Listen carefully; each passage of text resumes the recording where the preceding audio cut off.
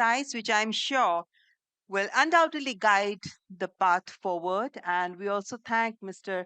Premji for highlighting how AI is being used by Wipro for human centric projects and for the welfare. That is what India is aiming at, to have an impact at ground level to change the lives of human beings. Ladies and gentlemen, few individuals have done more to bring artificial general intelligence from the realm of science fiction into boardrooms, into parliaments, and living rooms than our next speaker, Sam Altman, CEO, OpenAI. Under his leadership, OpenAI launched ChatGPT and forced the world to reevaluate his relationship with artificial intelligence. So, ladies and gentlemen, please welcome CEO of OpenAI, Mr. Sam Altman.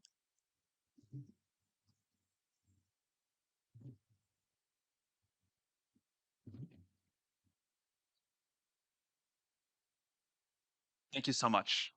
It's really a treat to be here in India, and it's incredible to see the country's leadership in advanced AI.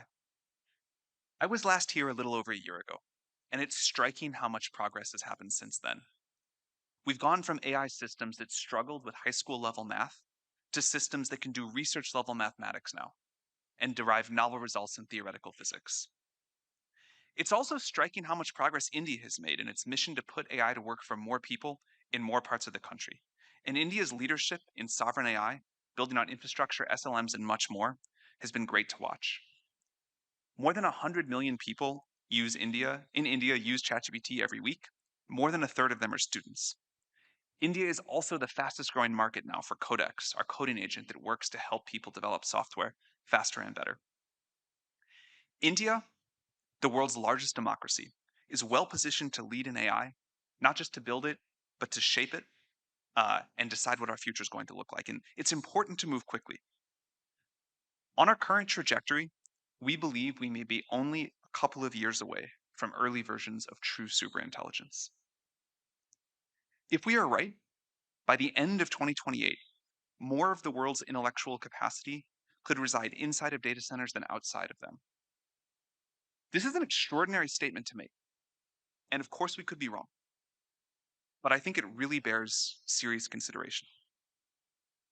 A superintelligence, at some point on its development curve, would be capable of doing a better job being the CEO of a major company than any executive, certainly me, or doing better research than our best scientists. As we prepare for this possibility, we are guided by three core beliefs. Number one, we believe that democratization of AI is the only fair and safe path forward. Democratization of AI is the best way to ensure that humanity flourishes. On the other hand, centralization of this technology in one company or country could lead to ruin. The desirable future a couple of decades from now has got to look like a world of liberty, democracy, widespread flourishing, and an increase in human agency. Some people want effective totalitarianism in exchange for a cure for cancer. I don't think we should accept that trade off, nor do I think we need to. AI should extend individual human will. We'll probably need superintelligence to help us figure out the new governance mechanisms to ensure that this happens fairly at scale and to avoid problems like extremely unbalanced compute access or something else. Second, we believe that AI resilience is a core safety strategy. We don't mean that this is the only safety strategy. We will continue to need to build safe systems and solve difficult technical alignment challenges. But increasingly, we need to start broadening how we think about safety to include societal resilience. No AI lab, no AI system can deliver a good future on their own. For an obvious example, there'll be extremely capable biomodels available open source that could help people create new pathogens. We need a society-wide approach about how we're going to defend against this. And third, the future of AI is not going to unfold exactly like anyone predicts. And we believe that many people need to have a stake in shaping the outcome. The development of AI has already held many surprises, and I assume there are bigger ones to come. We understand that with technology this powerful, people want answers. But it's important to be humble about what we don't know and always remember that sometimes our best guesses are wrong. Most of the important discoveries happen when technology and society meet, sometimes have some friction, and co-evolve.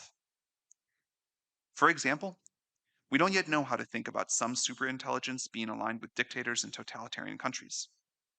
We don't know how to think about countries using AI to fight new kinds of war with each other. We don't know how to think about when and whether countries are going to have to think about new forms of social contracts. But we think it's important to have more understanding and society-wide debate before we're all surprised.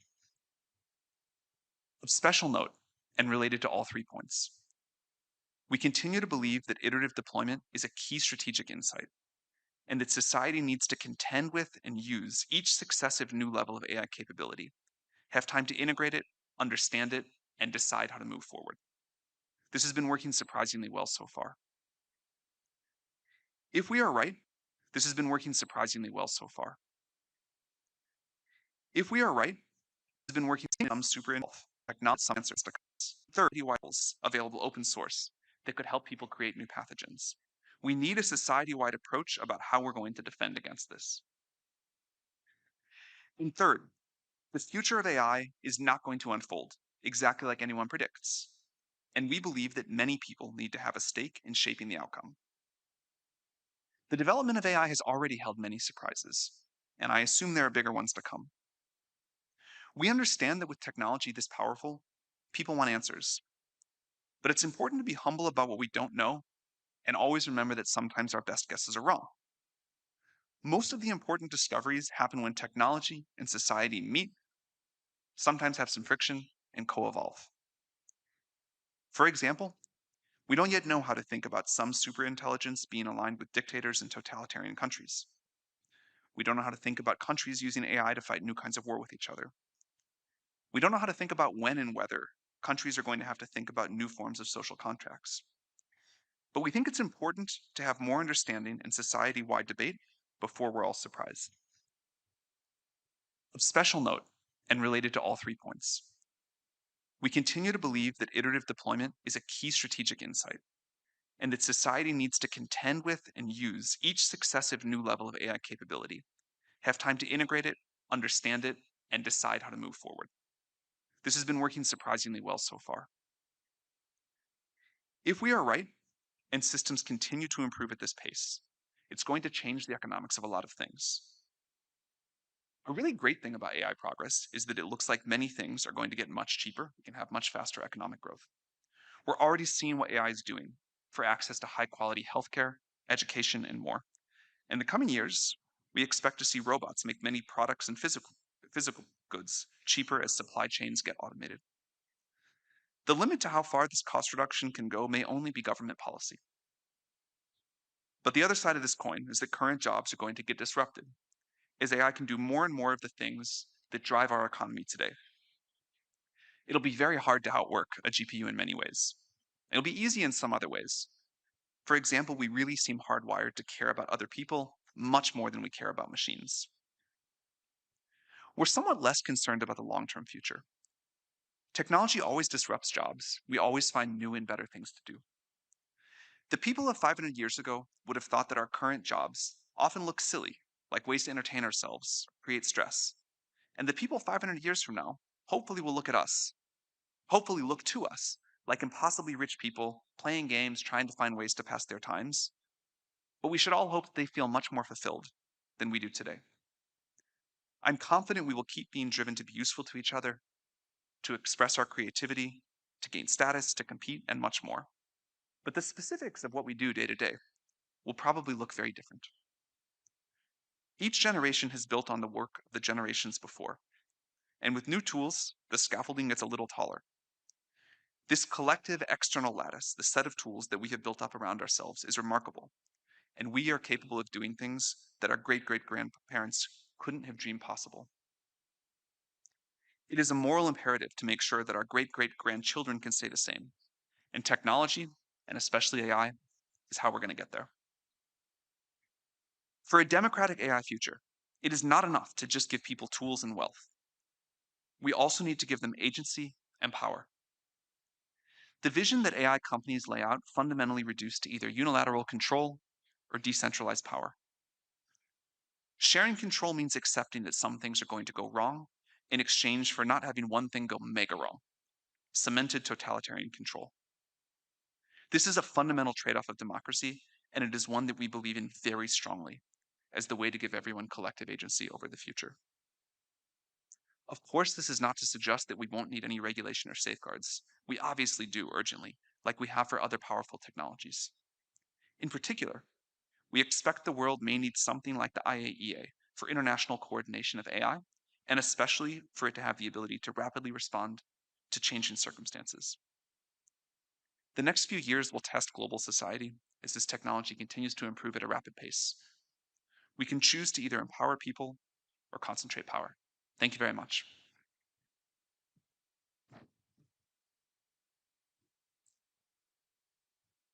Thank you, Mr. Sam Altman, for your very interesting and compelling remarks. Ladies and gentlemen, I would like to now welcome Mr. Brad Smith, Vice Chair and President, Microsoft. Mr. Brad Smith has been Microsoft's conscience and its chief diplomat through some of the most consequential debates in technology policy, from privacy and cybersecurity to AI regulation. His book, Tools and Weapons, remains one of the most lucid accounts of the responsibilities tech companies carry in the modern world. So please welcome the Vice Chair and President of Microsoft, Mr. Brad Smith. Good afternoon. It's always an important day when the world comes together under one roof, as we have today. It gives us an opportunity together to ask important questions, even hard questions, and think about how we want to answer them. As we think about this summit, the first AI summit in the Global South, it's only right that we start, I believe, by focusing on AI and what it means for the Global South. In some ways, I think the best way to start thinking about AI is to look more broadly and think about the state of the world in which we live. We live in a tumultuous time and in a fragmented world, but I think in so many ways, the deepest and most enduring divide has been the economic divide between the global north and south. And what I believe we need to recognize is that this economic divide is a result, more than anything else, of a technology divide. The technology divide created by unequal access to electricity. Electricity became one of humanity's most important general purpose technologies, meaning it spread across economies. It was applied in every industry. It boosted productivity. Where electricity went, economic development and prosperity followed. But as we all know, electricity did not spread everywhere at the same pace. It was literally 144 years ago that the first electrical power plant started operating in Lower Manhattan, and yet we come together today and we still live in a world where 700 million people lack access to electricity. Now comes AI. AI, perhaps more than any other technology this century, will play a bigger role either in closing this economic divide or in exacerbating it and making it even wider. That is perhaps the single most important question for us, I would suggest today, as we think about the role of AI in the global South. How can we do better? Because we need to do better. What will it take? I think it's going to take a few things that will require that we all come together and work together. First, the obvious. We need to bring infrastructure to the global South. That means data centers and compute. It also means more connectivity. It means more electricity. That is going to take not only the world's best technology, it's going to require an enormous amount of investment. That's why we at Microsoft announced yesterday morning that we're on pace to spend $50 billion by the end of this decade to bring AI to the global South. And of all the countries in which we are investing, India, not surprisingly, is one of the largest.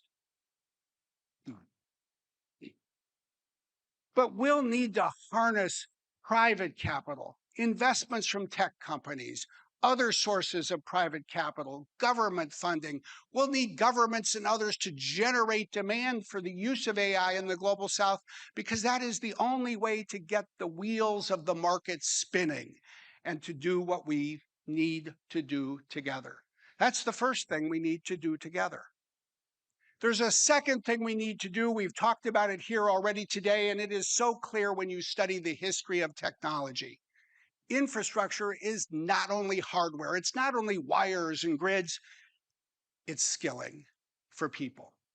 Because the key to enabling a country and a population to use a general purpose technology at scale is to give people across the country access to the skills they need to put it to work. And that's why it's such good news that we see so many governments supported by the United Nations and supported by private companies investing in more skilling. It's actually something that should speak to all of us. Certainly, as a tech company, we're committed. We've launched through Microsoft Elevate new initiatives, including one we're announcing this week, Microsoft Elevate for Educators, to equip teachers with access to help their students learn how to use AI. But in the truth, it doesn't matter where you work. You have a role to play. Because the lesson of digital technology, I was an example of this, was that it took employers to open their doors to computing. It takes employers today to open their doors to new AI tools. It will take employers to invest in the skilling of their employees. It's not just for the next generation, it's for every generation that this fully matters. Then there's a third challenge for the Global South. We need to make AI work effectively for the Global South, and that requires some special initiatives, at least two. First, we need to make AI as effective in every language as it is in English, and today it is not. Performance tests show that's the case. That's why one of the good things to come out of this week is new announcements to invest upstream in better data in other languages, to provide better tools and measurement systems for AI that is built in other languages, to build out data provenance with a view to linguistic diversity, diversity that we need to advance around the world. And we need to use AI in the Global South to solve the problems that matter to the Global South. Oftentimes, as we're doing here in India, that's about improvements in agriculture, or as a number of partners, including Microsoft, are doing this week, launching a new initiative to address food security across Africa. These are just two of the myriad of opportunities we have to put AI to work in ways that will bring faster benefits to countries in most of the world. If we do those three things well, build infrastructure, invest in skilling, address real-world problems, then I think it may create the foundation to think more and do more about the question I am willing to bet will be a bigger part of the conversation in the next few AI summits. What will AI mean for the future of work and jobs? Within these walls, I think we're mostly enthusiastic about the future of AI. But outside these walls, I think we need to recognize that increasingly around the world, and especially in some countries, many parents are asking a common question. What will AI mean for my kids? What will AI mean for my family? What will AI mean for our future? I get it that some people are excited and they'll do well, but what about us? Us, meaning most of the people who live on this planet. I think we have something to prove. I think we have something to prove not only to communities and countries and our customers, but to ourselves, that we can not only embrace but pursue a brighter future for people. It's great to come to conferences like this and hear people talk about all of the advances in technology, but let's remember one other thing as well. Human capability is neither fixed nor finite. It's great to think about what it would mean to have computers in a data center that would be like a country of geniuses, but let's also recognize this. Compared to the people who lived in the Bronze Age, all of you, all of us are already geniuses. Whenever technology advances, it creates a new platform, a new foundation that enables people to stand taller and reach higher if and only if we're committed to using that technology well. As AI makes it possible to cure more diseases, then it is right that we expect that it will improve human health. As we use AI already every day to find faster answers, it gives us the opportunity to ask more questions. The fundamental fuel of human capability has always been the same: curiosity. We need to look at AI as the next great generator for human curiosity. And we need to take some inspiration because we all know the world could use a little more inspiration. I often think about the following. Before the invention of the washing machine, it took someone, almost always a woman, between 6 and 8 hours to wash a load of laundry. But as the washing machine improved, that was compressed to 30 minutes. But do you know what happened? One thing happened more than anything else. Everyone wanted to wear cleaner clothes. Everyone expected to wear cleaner clothes. People did their laundry a lot more often. They had better clothes and they had more time, and they put that time to work to do more with their lives. Ultimately, that is the question for us. And this, too, is not just a question for tech companies. This is about what tech will do to people. It is people will use technology to do for people. And it's not people who create products. It's every government, it's every company, it's every nonprofit, it's every employer.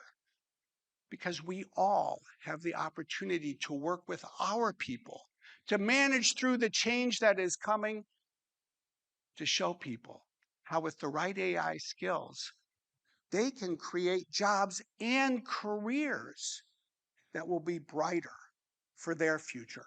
That will not be easy, but if that's not our goal, then we're missing the big picture. As we come away from this AI summit, it reflects so much progress, but I would say one thing as well.